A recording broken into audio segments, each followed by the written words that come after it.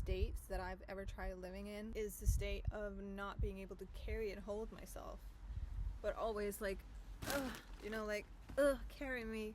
So wanting to be carried by other people as a default, absolute hell. It feels like everything is like falling out, like wanting to grab onto the very next thing, and I just need, It's a pain in the ass, to be honest, to be around people like that, but it's also very painful to be a person in that state.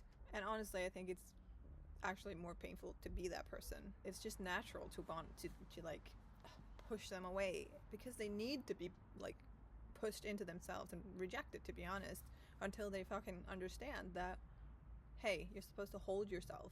And then something happened to me, something that turned into a traumatic thing for me in my nervous system, and I couldn't hold my energy anymore. I couldn't hold myself, and suddenly I was that person. And now I understand why it's so important to hold yourself. Like, it's so important to hold oneself, to be containing of one's own energy, and to also, that's a different side of it, but you're the only one expressing through your vessel, and I'm the only one expressing through my vessel, and I'm responsible for holding my own energy, my own expression, and my own whatever thoughts I have that wants to be expressed. If I don't choose to express them, I can hold them within me and drop them within. So it's like there's no pressure, there's no urgency, or there's no like, I have to say this, or like you might say somebody else has a personality where they're very expressive all the time.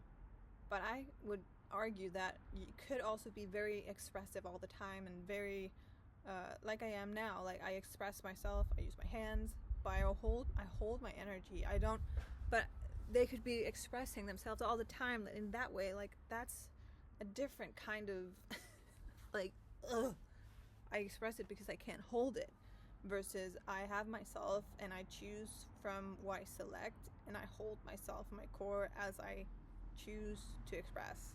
That's just to say there's a difference. And it's not only about like being a powerful expressor, like being heard. It's not like a speech technique. This is merely self-wellness state that is a state where you don't puncture your whole stock to say one word or one sentence. You don't puncture anything. You just you keep composure while you say something. If I want to say this, and to say it, I pour out the whole bag. Versus containment and self-composure says, okay, so I want to say exactly that, so that is only what I take out. Yeah, and that's the difference between those two states. One of the states will give you no energy in life, will give you no sustenance, will give you, I'm tired before noon.